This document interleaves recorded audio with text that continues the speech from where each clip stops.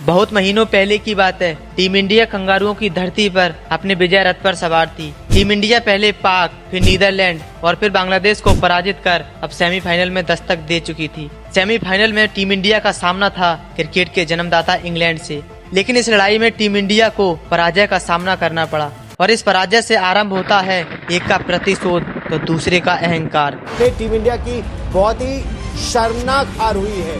एक भी विकेट नहीं ले पाए भारतीय गेंदबाज। सबसे बड़ी और बुरी खबर आज फैंस को मिली। इंग्लैंड ने भारत को एक तरफा मुकाबले में 10 विकेट से हरा दिया। से मिली शर्मनाक हार के बाद क्रिकेट फैंस गुस्से में।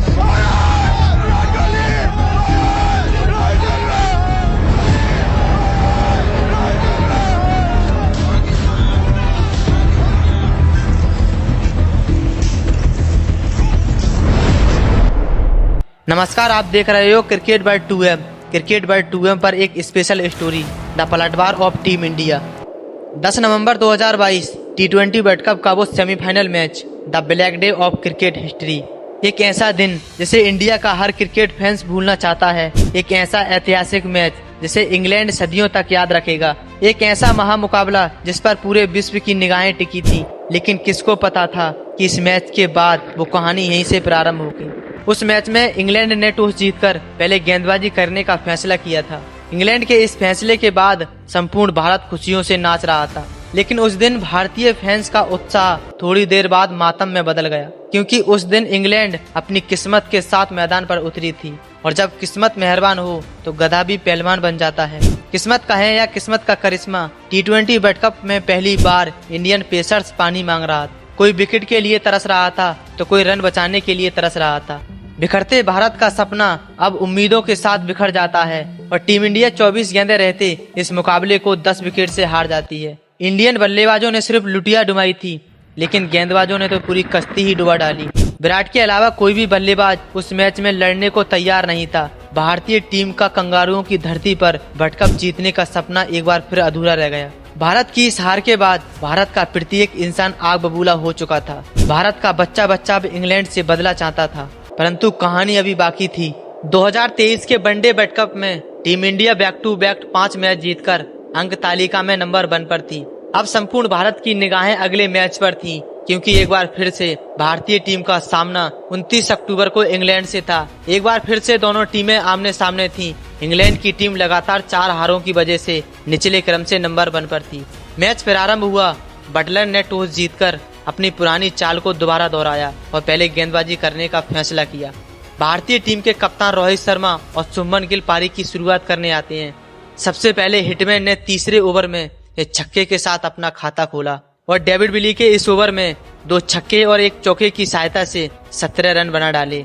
रोहित शर्मा ने टीम इंडिया के स्कोर को तेजी से आगे बढ़ाया, लेकिन क्रीज बॉक्स की अंतर आती गेंद पर शुभमन गिल बोल्ड हो जाते हैं। अब क्रीज पर कप्तान का साथ देने आते हैं किंग कोहली, लेकिन डेविड विली की एक गेंद पर बड़ा शॉट खेलने के चक्कर में विराट कोहली आउट हो जाते हैं।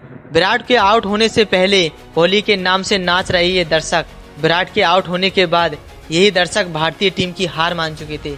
लेकिन किसको पता था कि आज हिटमैन अपने पुराने अंदाज में पुराने जख्मों का हिसाब लेने वाला है। 2 विकेट गिर जाने के बाद कप्तान रोहित का साथ देने आते हैं श्रेयस अय्यर। 10 ओवर खत्म होने तक टीम इंडिया का स्कोर 35 रन पर 2 विकेट था। पहले पावर प्ले में इंग्लैंड की टीम भारतीय टीम पर हावी थी। ऐसे में कप्तान रोहित शर्मा और श्रेयस अय्यर की जोड़ी ही अब भारतीय टीम को शुरुआती 2 झटकों से उबार सकती थी। लेकिन 12वें ओवर में क्रिस बॉक्स ने एक बार फिर पलटवार किया और श्रेयस अय्यर के रूप में भारतीय टीम को तीसरा झटका दे दिया। शुरुआती 3 झटकों के बाद पूरा स्टेडियम मायूस था। ऐसे में रोहित और राहुल ने समझदारी से बैटिंग करना शुरू किया। दोनों बल्लेबाज रन रेट को देखकर बीच बीच में बाउंड्री लगा रहे थे। कप्तान रोहित शर्मा ने 66 गेंदों पर अपना अर्धशतक पूरा किया और अपनी पारी की बदौलत भारतीय टीम को इस मैच में बनाए रखा।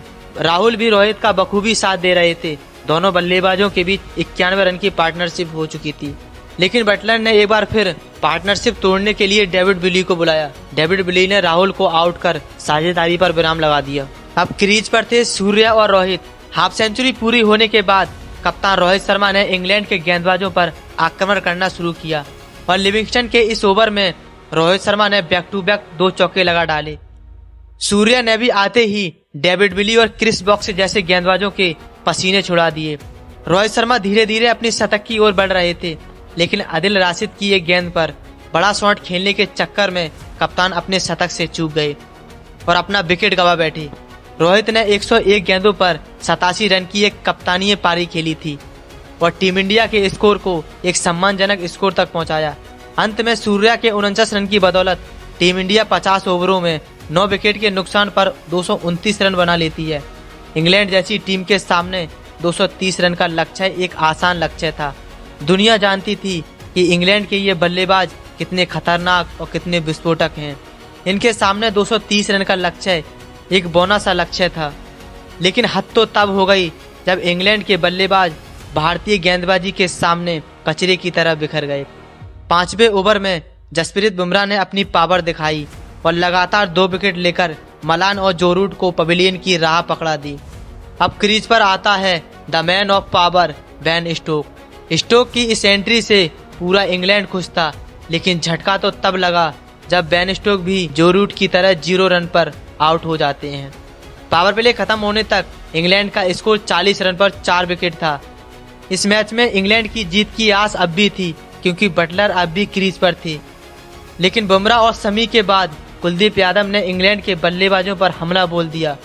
कुलदीप ने पहले बटलर, उसके बाद लिविंगस्टन को आउट कर इंग्लैंड की हार तय कर दी थी। अंत में एक बार फिर बुमराह और शमी की जोड़ी ने इंग्लैंड के चारों खाने चित कर दिए और इंग्लैंड की टीम 129 रन पर ऑल आउट हो जाती है। भारतीय टीम इस मुकाबले को 100 रन से जीत जाती है। भारत की ये जीत उस हार का बदला थी जो 2022 T20 वर्ल्ड कप के सेमीफाइनल में मिली थी। अगर आपको हमारी ये कहानी पसंद आई हो तो हमारे इस चैनल को सब्सक्राइब जरूर कर लें और कमेंट में जरूर बताएं कि आप अगली कहानी किस मैच पर सुनना चाहते हैं।